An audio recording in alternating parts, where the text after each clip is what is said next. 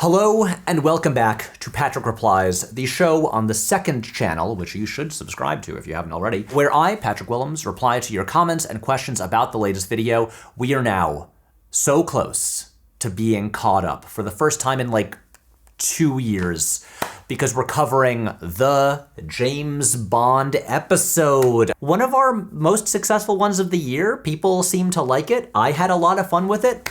This is one that I have, actually, have I told this story publicly? I don't think I have. So for years, just like on, I don't know, social media or whatever, I kind of teased that like I had an idea for a Bond video that I would make at some point.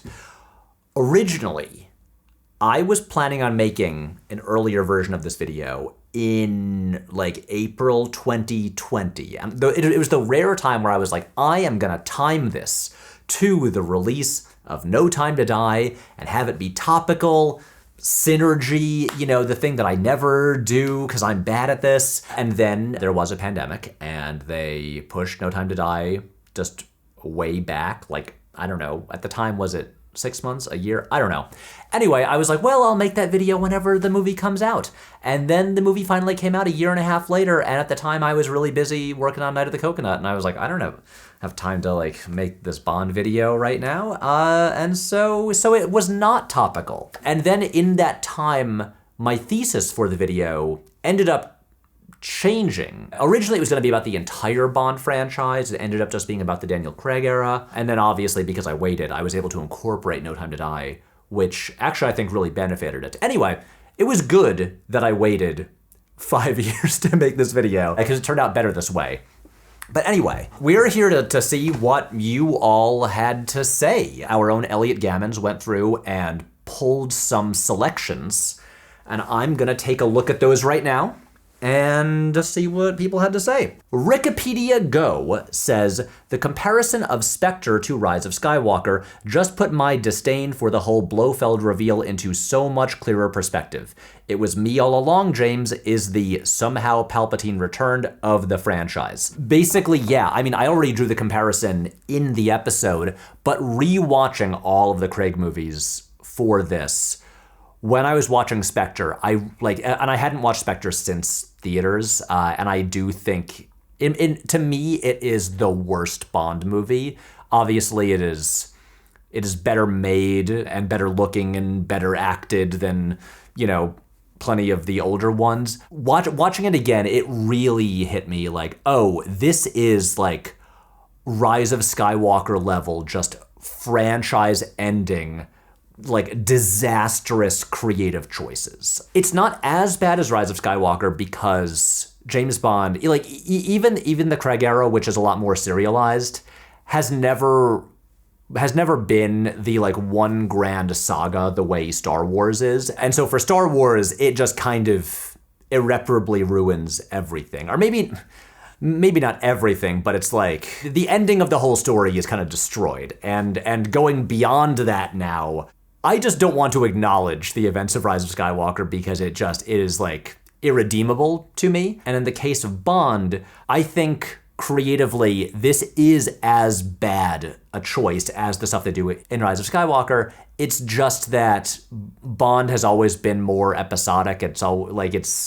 You know, there was never a grand plan for anything. Like, no one ever planned, like, more than one movie ahead. So it doesn't destroy the whole thing as much, but it is still really bad. Really bad. Yeah. What were they thinking? Next up, 1234 Noob says, finally, he said it. Radiohead's theme for Spectre was perfect. Still can't get over the fact that they asked Radiohead to make the soundtrack and thought the song was too dark for a Bond movie.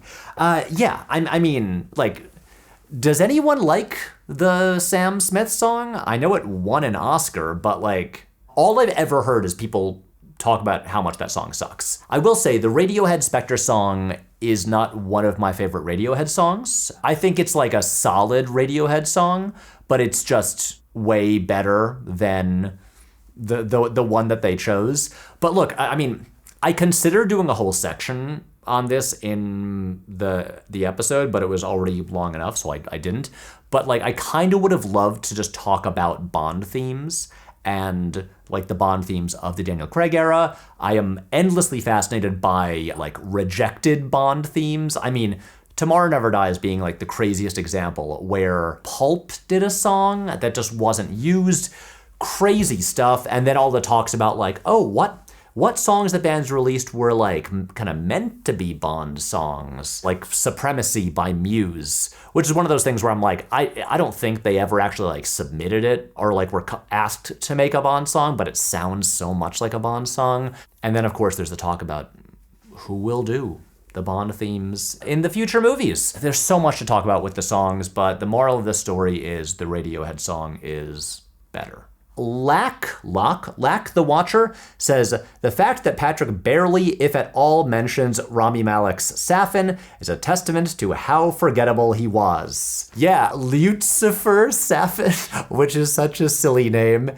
Yeah, he's just not an interesting character. There's just like, there's so much weird stuff in that movie that's interesting to talk about, and Rami Malek is just, I mean, he's just there. He's not like notably bad. You know, he's not even a situation like Matthew Almeric in Quantum of Solace, where it's like this just like Weasley, like annoying little Frenchman. It's like you're actually gonna make him fight Daniel Craig as if he like wouldn't get killed in 5 seconds. Yeah, Rami Malek, just like he has a funny name.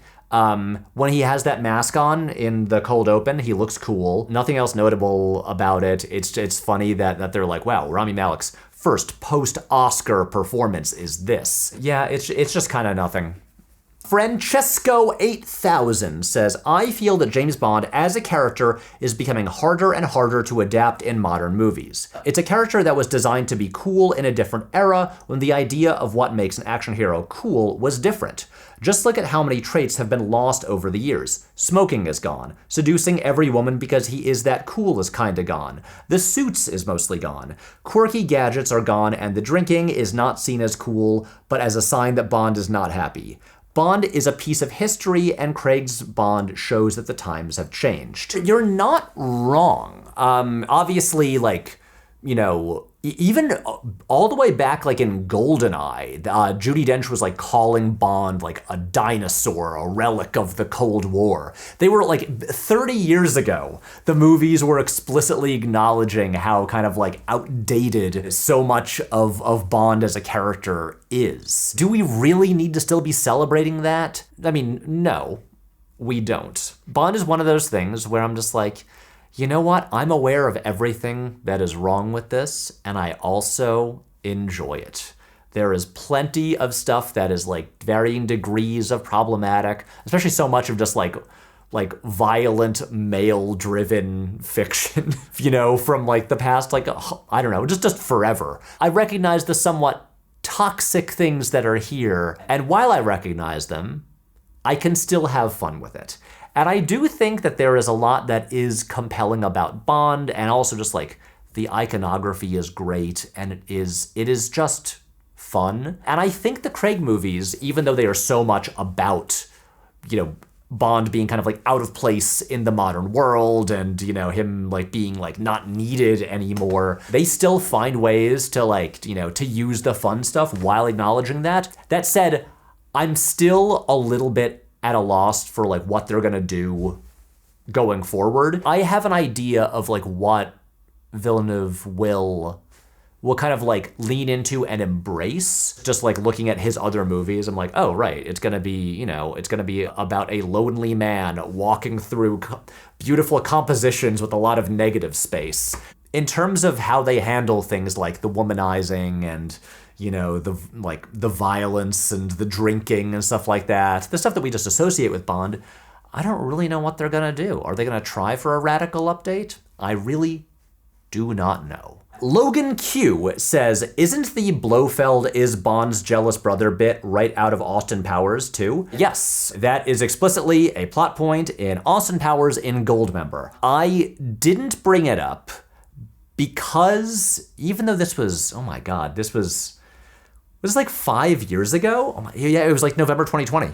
We made a video about the Austin Powers movies, and I really got into the Spectre connections there. And even though it was 5 years ago, I was still like, I covered that already. I don't need to bring it up again here. But yes, and to make it even more insane that they chose to do the Blofeld brother thing, Austin Powers did it first. Just insane. Cass Calwin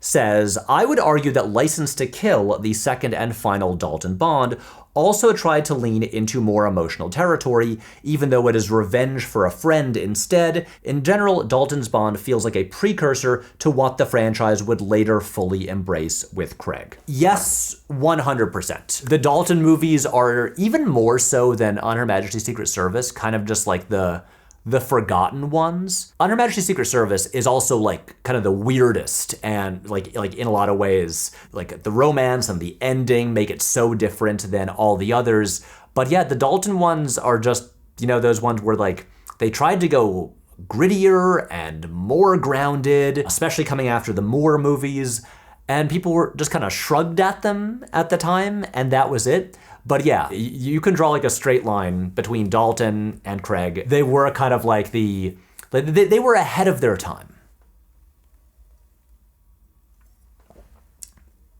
Okay, Ed Burke says, an important note about Spectre is that it was also made shortly after the Bond people got the rights to use Spectre and Blofeld again, since those rights were tied up in legal problems for years. That is true. Yeah, that was part of why there was no Spectre or anything until then. I was reading a bunch of this book, this big old book about the making of all of the Bond movies, or at least I think this goes up through like Skyfall.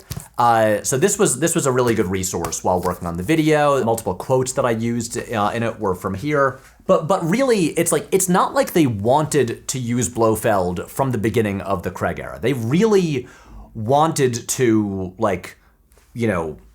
discard so much of the original lore and mythology and really start fresh. Obviously they started with the original book, but they wanted to get rid of anything, any of the wackier stuff. Obviously there's no Moneypenny or Q in Casino Royale, and I'm not sure if they might have introduced Spectre earlier, instead of Quantum, but I do think that a major reason they decided to introduce Blofeld and Spectre when they did is because Skyfall brought in so much more nostalgia than the previous two movies had, and it was so successful that they're just great. Let's just mine the past even more and go back to more classic stuff. They were already on that track, and then they got the Spectre and Blofeld rights. They were perfect.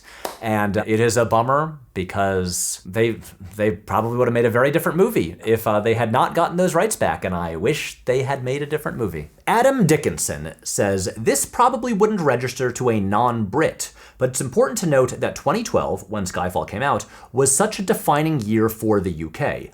Arguably our peak in the 21st century so far, and definitely better than we've had it since. We had the Olympics that almost everyone thought would be a disaster, but ended up being the best games ever, defined by the best opening ceremony ever, the Queen's Diamond Jubilee. The country was finally starting to rebuild from the financial crisis, despite the government's best efforts, and then comes Skyfall to round the year out. It's rare for Bond with most of the film set in the UK, the entire second half or even last two-thirds, and seemed this celebration of Britain after an already upbeat year. I really think that in the UK, that's what makes it such a defining Bond film. Yeah, I'm remembering back now to 2012. Danny Boyle directing the opening ceremony for the London Olympics. You've even got the thing where Daniel Craig is there with the Queen. Yeah, that was really just such a major moment for the world. We're all looking at Britain and being like, hey, pretty cool. Pretty good job. Yeah, those guys have got it together.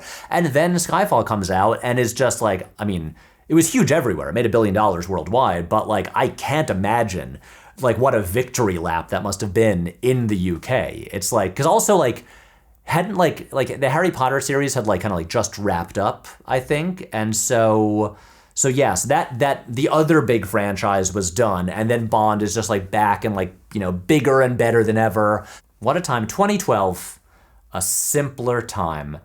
And hey, over in America, Obama won a second time, and things seemed So much simpler. Man, 2012. I moved to New York City and my apartment was terrible and I was broke. But hey, I went to see Skyfall at the AMC Empire 25 and I had a great time. Ed Stevens says, regards the wife. Every Bond references her. Sean is avenging her death in Diamonds. Moore visits her grave in For Your Eyes Only. Leiter reflects on Dalton's Bond that he was married a long, long time ago. Brosnan looks dejected and emotional when Elektra asks if he ever loved someone, and that's why all Bonds are the same. All Bonds are the same. I believe that's in regards to, you know, the fan theory about like, oh, is James Bond a code name? Obviously, Bond is not a code name. He's one guy. I mentioned Moore visiting her grave in For Your Eyes Only. Yes, there are some little references. I mean, like the Brosnan one, it's like, he looks dejected when asked if he ever loved someone, but I'm like, across like 20 or so movies, that is, you know, for what seems like one of the defining events of the guy's life, that is not a lot of continuity. I know I may have slightly exaggerated when stating like, how much it was never mentioned again, but like, this is not much. Those movies have so little continuity.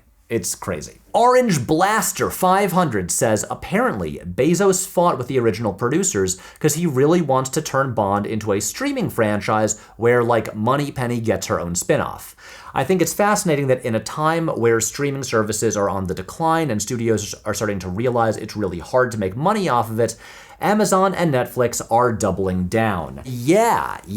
I mean, when the news broke that Bezos had like forced out Broccoli and Wilson, who obviously had, you know, run the Bond franchise forever, I reacted like I think most people did, which was just like, oh, great. Okay. Now Amazon is just gonna like, you know, milk this thing until it's fully dry. You look at what like Disney, a company that has made many bad decisions. Recently, obviously, the Jimmy Kimmel thing, like, catastrophically disastrous. One of the earlier things Disney really did was making too much Marvel and Star Wars stuff and devaluing those brands. And yeah, I do kind of expect Amazon to do a similar thing. That said, putting David Heyman and Amy Pascal in charge of the Bond franchise, I think they are very smart producers who have a good track record. I have never watched an episode of Pennyworth, The Origin of Batman's Butler,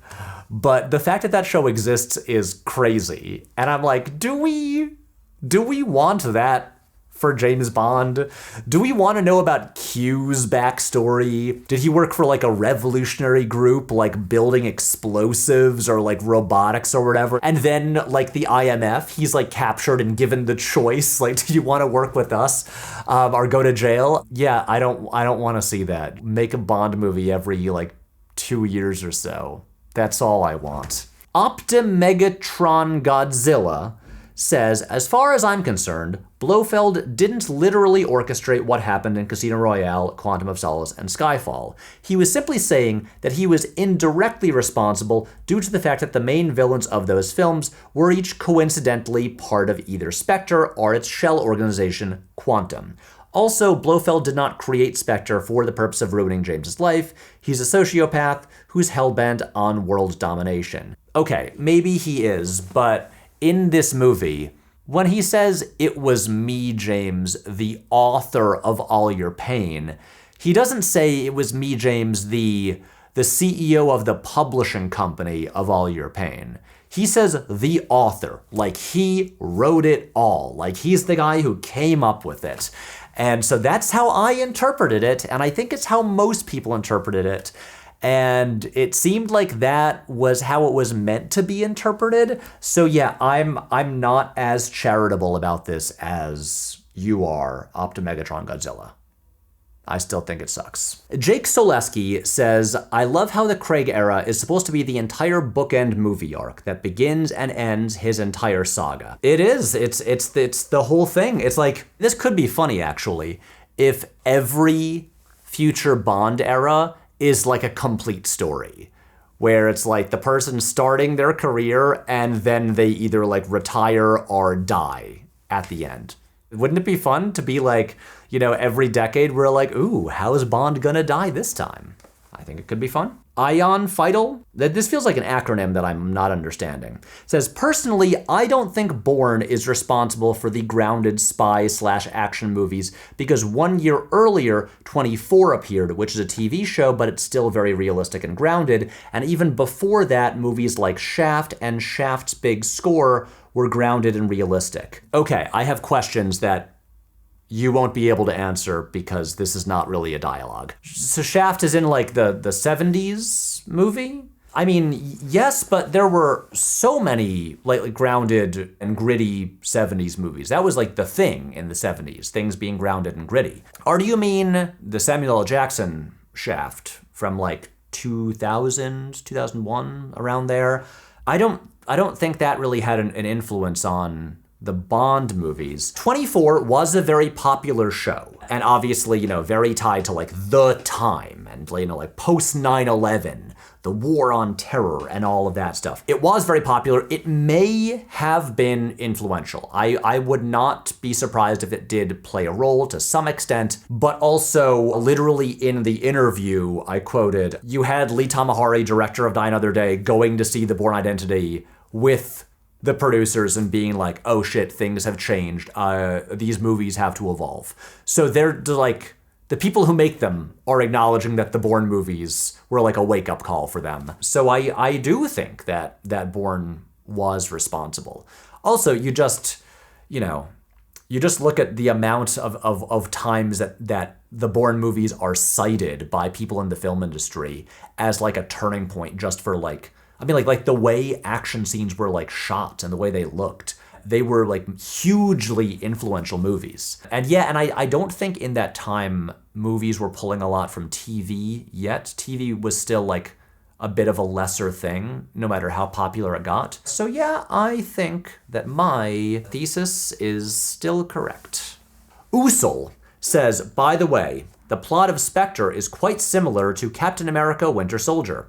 Hero is a man out of time, man from different era in modern times. Hero works for intelligence agency. He finds out that a person he knew and was presumed dead in the snow is alive. Hero's agency has been infiltrated by evil organization with tentacle logo. And also with Hydra and Spectre, their origins are in 1960s Pulp Fiction. Hydra comes from 60s Marvel Comics. Spectre obviously comes from the Bond books, even though it was originally a Smersh, which doesn't sound as cool. But yeah, actually thinking about the similarities between Winter Soldier and Spectre, it kind of makes me wish that like MI6 was fully taken over the way that S.H.I.E.L.D. was in Spectre. And like, what if S.H.I.E.L.D. like was like dissolved or like, you know, just like was gone at the end of that movie. And then No Time to Die is like a world with no MI6, which,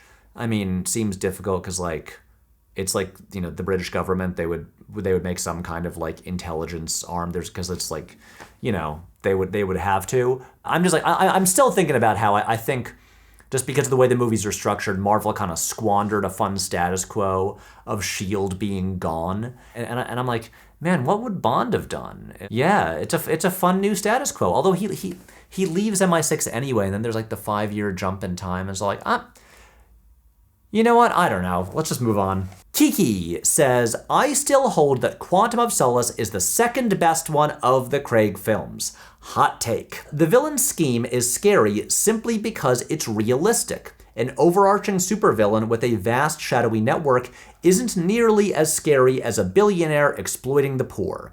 I feel like the producers took the wrong lessons from the lukewarm reaction to the second film. And I'm actually seeing here, we have several comments praising Quantum of Solace. Mr. Wayne Steele says Quantum of Solace was the last good Bond film. It is criminally underrated.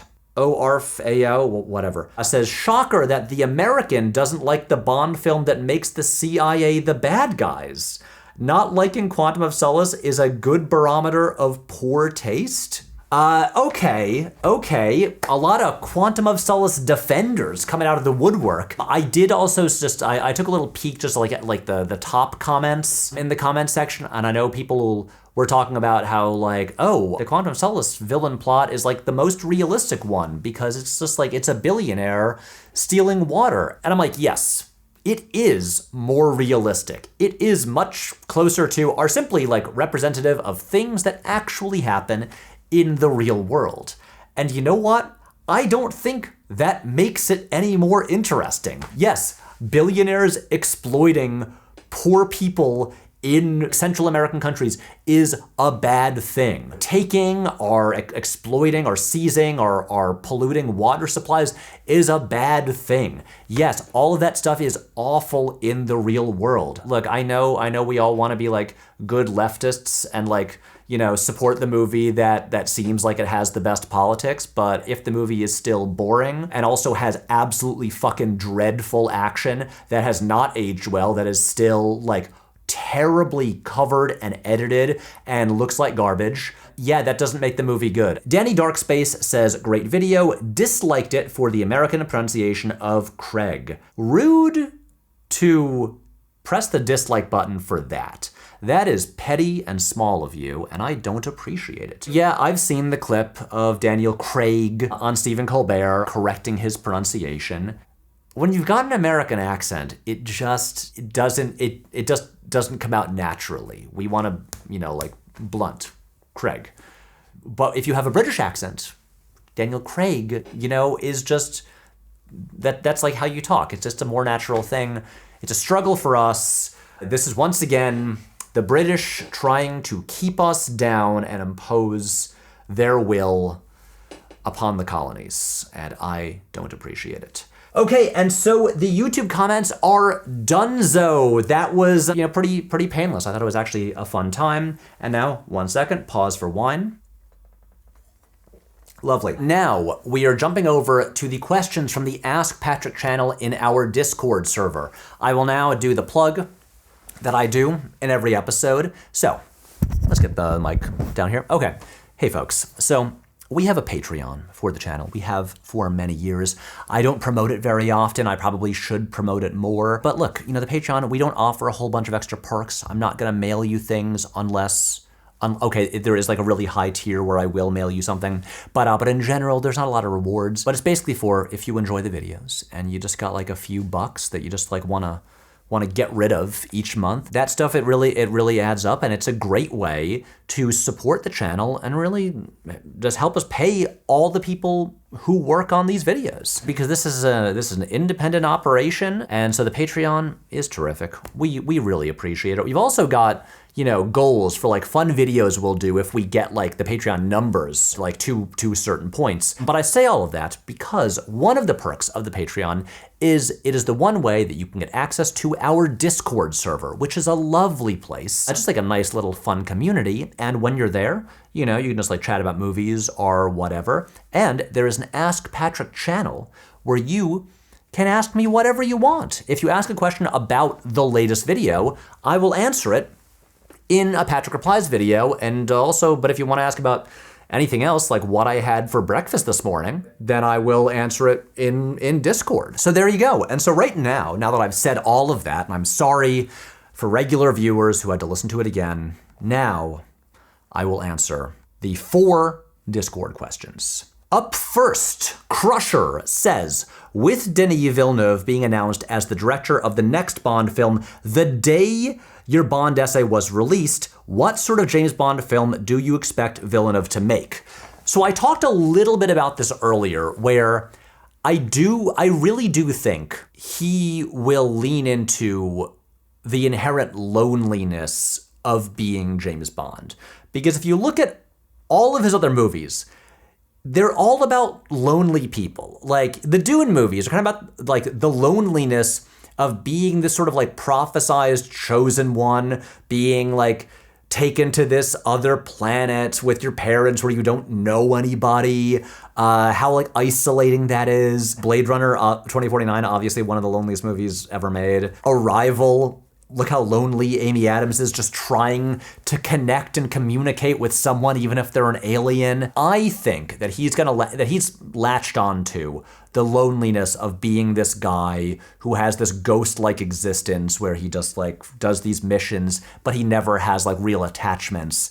And then obviously a lot of like beautiful stark compositions where he like, you know, is just like moving through like solid color spaces. He loves his negative space. There's nothing about Villeneuve that like makes me think he will do this, but so many people have brought up the idea of like, what if it's set in the 60s as a period piece? And that is a thing that just hasn't been done.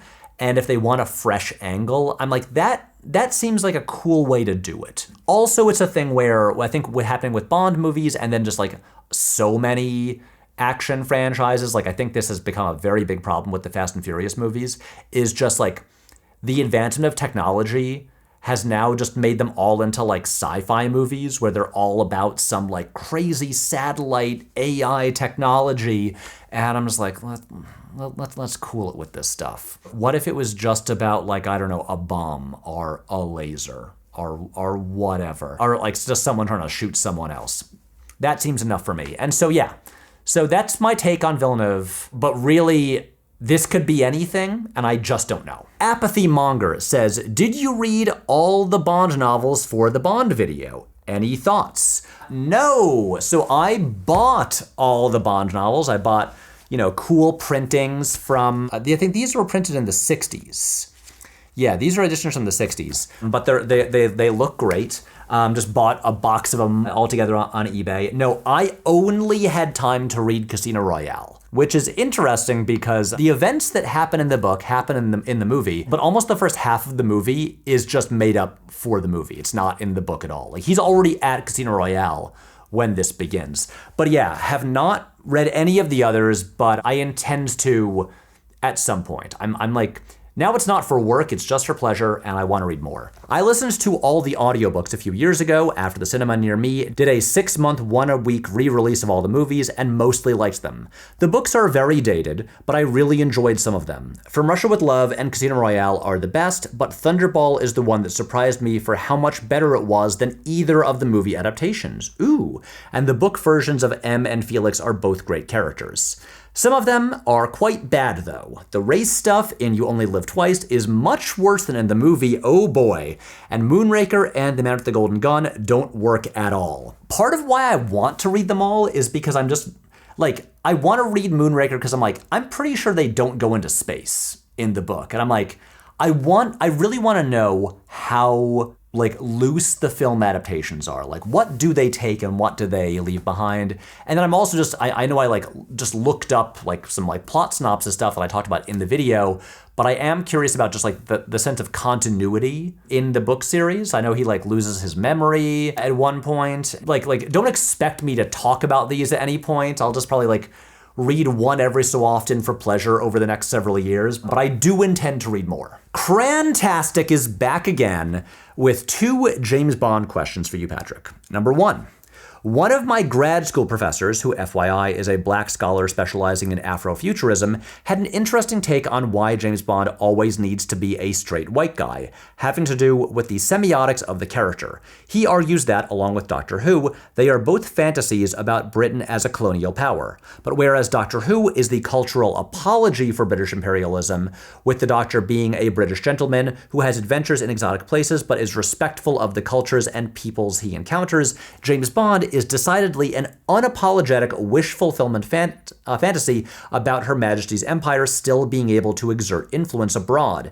As such, despite being typically very vocal about the need for more diversity and representation, my professor pushes back against recasting Bond with a non-white actor or a woman because the whole conceit of Bond only really works as a heterosexual white European womanizer, the demographic that has historically been the most advantaged.